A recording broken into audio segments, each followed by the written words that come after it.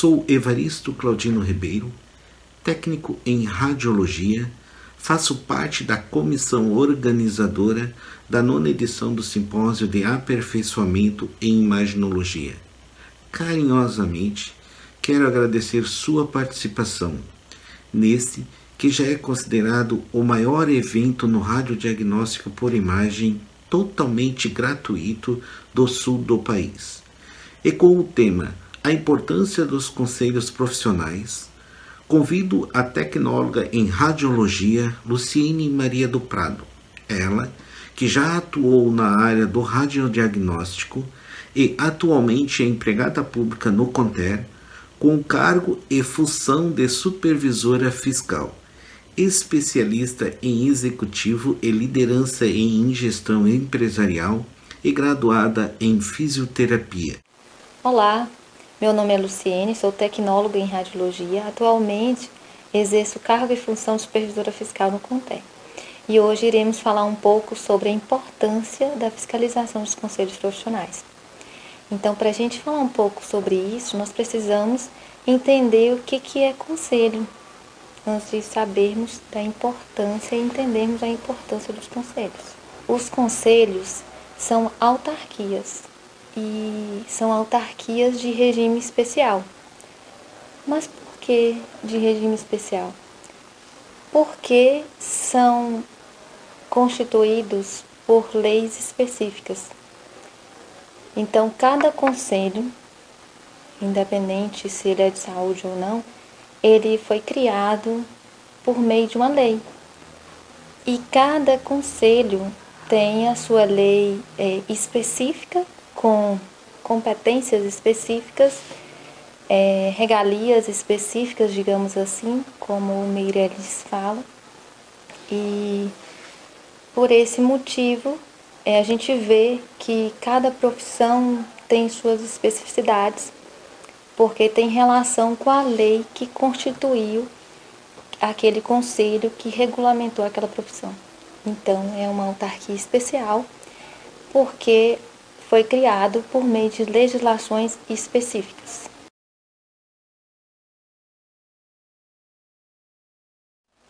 O sistema CONTER-CRTRs, ele foi criado por meio da Lei 7.394 de 85 e constitui em conjunto, tanto o CONTER como o CRTR constituem em conjunto essa autarquia especial. E tem o sistema CONTER-CRTRs tem autonomia administrativa e financeira. E é de personalidade jurídica de direito público. E onde atuamos, né? Onde esse sistema CONTER-CRTRs atua, né? Atua em todas as áreas que os profissionais das técnicas radiológicas exercem as suas funções conforme a lei regulamentadora, né? Que é a Lei 7.394 de 85. E lá no seu artigo 1º ele coloca as nossas áreas de atuação, que é no diagnóstico por imagem, na radioterapia, na radioisotopia, na medicina nuclear e na radiologia industrial.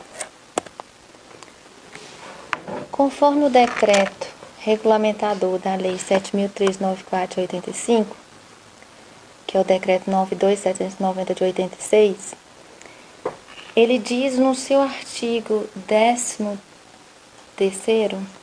ou no seu artigo 13, que a atribuição, a competência do CONTER nesse sentido de fiscalização, que seria apenas na normatização do exercício e na normatização da atividade finalística de fiscalização. E, então, a missão do CONTER, conforme o seu planejamento estratégico, é regular o exercício da profissão das técnicas radiológicas por meio da normatização e da supervisão nos regionais. Então, em conformidade com o decreto 9.2.790, a missão do CONTER é ligada à normatização e supervisão dos conselhos regionais. E quais são as atribuições dos CRTRs, dos Conselhos Regionais, ligados à fiscalização? E conforme o mesmo decreto regulamentador, né, porque o CONTE e o CRTR em conjunto constituem uma autarquia especial, a atribuição do CRTR ligada à fiscalização é realizar a fiscalização do exercício da profissão e manter o registro, né, dos profissionais legalmente habilitados com exercício na respectiva jurisdição. E também ligada à ética dos profissionais e consequentemente, às penalidades relacionadas, né? Porque na fiscalização nós identificamos também infrações éticas. Então, o CRTR tem essa responsabilidade. Mas e o CONTE não tem essa responsabilidade ligada à infração ética? Tem sim. A diferença é que em nível de fiscalização, em grau de recurso no CONTE. Então, inicialmente no regional e posteriormente, caso a pessoa recorra, em grau de recurso no CONTE. Vamos entender um pouco a estrutura da fiscalização do sistema CONTE-CRTRs, que nós chamamos de Sistema Nacional de Fiscalização, que é o SINAF.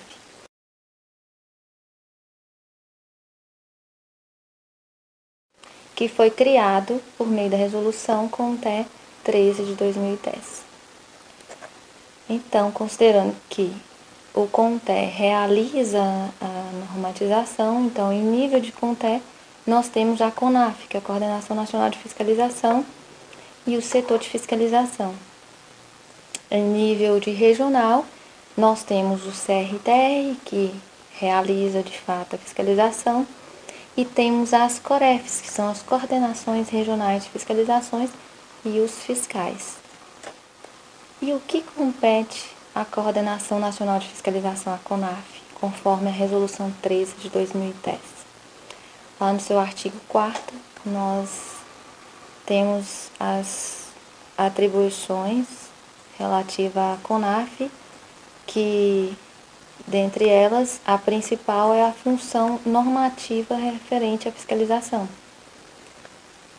elaborando manuais, cartilhas, orientações, tudo nesse sentido para padronizar as ações de fiscalização.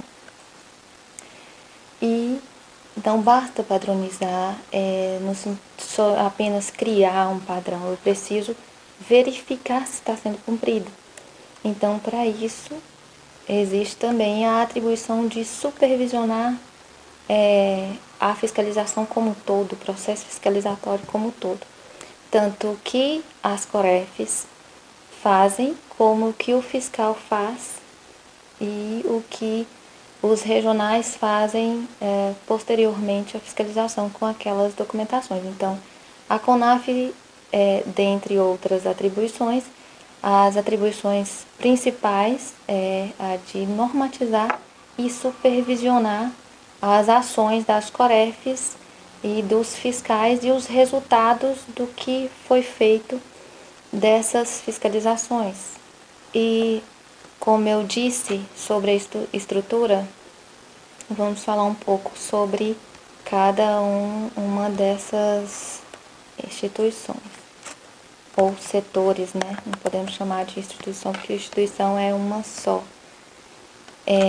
Dentro do CONTE, nós temos, então, o setor de fiscalização também, que acompanha os trabalhos da Coordenação Nacional de Fiscalização, que executa a parte administrativa e técnica da Coordenação Nacional de Fiscalização. E realiza essa parte administrativa e tecnicamente no sentido de realizar supervisões, treinamentos dos fiscais, projetos de mutirões, dentre outras atribuições. Já nos regionais, nós temos as COREFs, né, que é a Coordenação Regional de Fiscalização, que no artigo 5º da Resolução 13 de 2010, ela fala sobre as atribuições. E quais são as principais atribuições? É coordenar, orientar toda a fiscalização regional, supervisionar a fiscalização, desenvolver toda a atividade regional em nível de supervisão, coordenação da fiscalização. E os fiscais? Os fiscais, dentre outras atribuições, no seu artigo 6º da Resolução 13 de 2010, a principal função, acho que todos nós sabemos que é realizar a fiscalização, que no artigo 3º coloca também como sendo uma atribuição exclusiva do agente fiscal. Então, se porventura você profissional estiver trabalhando e chegar outra pessoa querendo fiscalizar, não está correto. Porque conforme as normas do sistema Conteste RTR, quem pode fiscalizar é apenas o agente fiscal. Então, é uma atividade exclusiva do agente fiscal de realizar a fiscalização. E de tudo, como eu disse inicialmente, de tudo que o fiscal faz, que a Coref faz em âmbito regional, isso tudo constitui o processo fiscalizatório, que não se resume apenas ao ato de fiscalizar. Então, se o fiscal identifica um problema, seja ele de nossa competência ou não, essa continuidade dentro do regional precisa acontecer.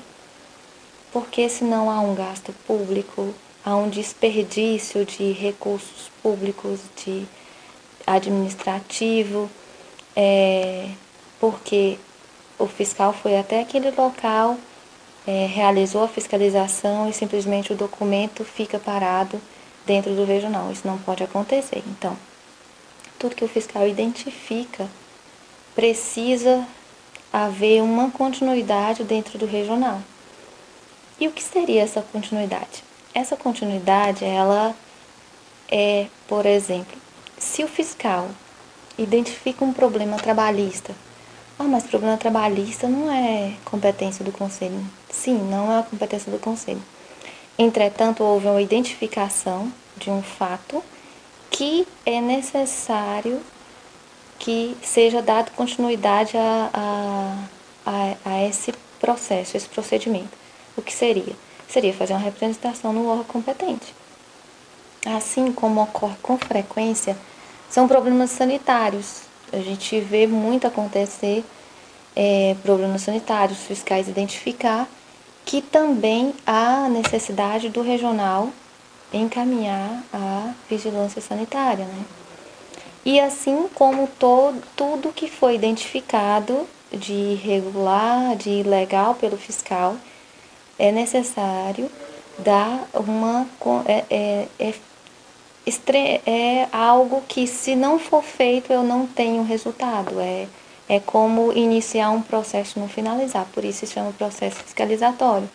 Tudo que foi feito na fiscalização, eu dou continuidade administrativa dentro do regional de acompanhar esses resultados, de impulsionar um outro procedimento administrativo e acompanhar esses resultados. E o que eu faço com esse resultado depois? O TCU cobra que seja colocado também no portal da transparência, e para que a Coordenação Nacional de Fiscalização possa orientar, essa Coref também envia essas informações à Coordenação Nacional de Fiscalização, para que possa acompanhar, orientar, enfim, de sempre buscarmos melhorias para a fiscalização. Por qual motivo deve acontecer essas fiscalizações? Por que se fiscaliza? Para que fiscalizar? Não seria muito simples se não necessitasse de uma fiscalização?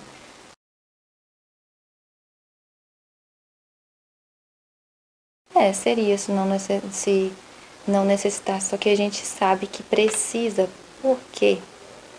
A gente sabe que existe, o que mais tem é irregularidade, legalidade, e alguém precisa corrigir isso para que a gente tenha uma regularidade nos procedimentos. Então, por que se fiscaliza? Primeiro, porque é lei, porque o conselho foi constituído por meio de uma lei. Então, o primeiro motivo é lei. Precisa fiscalizar porque é lei. Ah, mas só porque é lei, não. Não é só porque é lei. Porque a gente precisa, nós somos uma administração pública. Somos, como eu disse inicialmente, somos uma autarquia. Então, nós precisamos entregar resultados como um todo. E qual é o resultado da fiscalização? O resultado da fiscalização é um profissional legalmente habilitado. E para que é um profissional legalmente habilitado? Porque a gente precisa entregar esse resultado para a sociedade.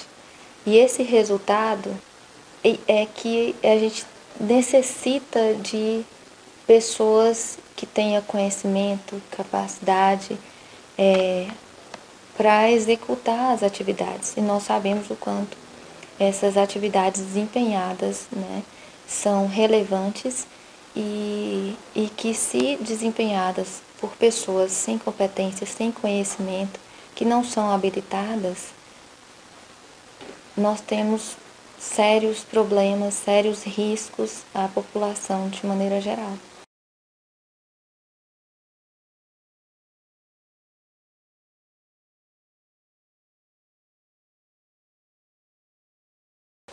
Então, o resultado, a importância da fiscalização, ela é esse profissional legalmente habilitado para que ele possa desenvolver as suas atividades de maneira segura e que a sociedade ela não fique em risco, né?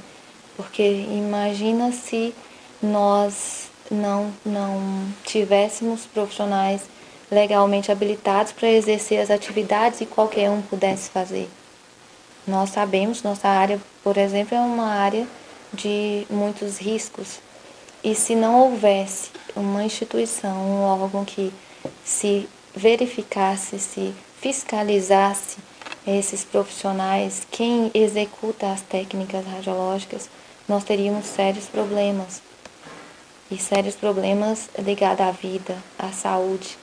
Então, por isso, é essa a importância, né, de termos de haver fiscalização, de termos profissionais legalmente habilitados.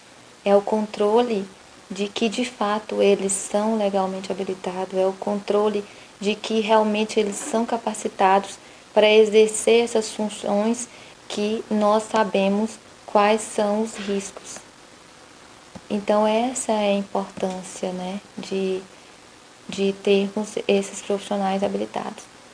Eu deixo aqui duas perguntas, né, para que possam refletir se nós não tivéssemos, né, profissionais habilitados, o que poderia acontecer, né, com os pacientes, com as pessoas que necessitam de algum procedimento específico, né, das técnicas radiológicas, por exemplo.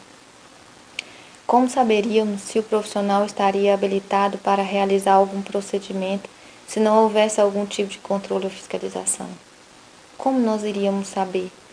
Se eu chego num estabelecimento e vou fazer um procedimento qualquer, se não houvesse um conselho para fiscalizar, como que a gente ia ter esse controle? Quem queria controlar, quem queria corrigir isso, né, de algum modo? E as profissões continuariam existindo sem a devida fiscalização? Será que elas continuariam existindo? Porque se pudessem contratar qualquer tipo de pessoa sem um controle, que segurança nós teríamos, né? Como que a gente ia saber se é ou não habilitado, se de fato é aquela pessoa que pode realizar aquele procedimento? Que risco a gente teria, né? São muitas perguntas. Então fica aí as indagações para que possam refletir sobre a importância da fiscalização dos conselhos profissionais, pois sabemos dos riscos à saúde e à vida com relação à radiação ionizante, então precisamos estarmos atentos a todas essas situações, né? Se há algum exercício legal, se há alguma situação que a gente possa fazer algo nesse sentido de manutenção de nossa profissão. É esse o meu recado. Muito obrigada. Um bom evento a todos. Obrigada pela confiança e pela oportunidade. Grande abraço a todos.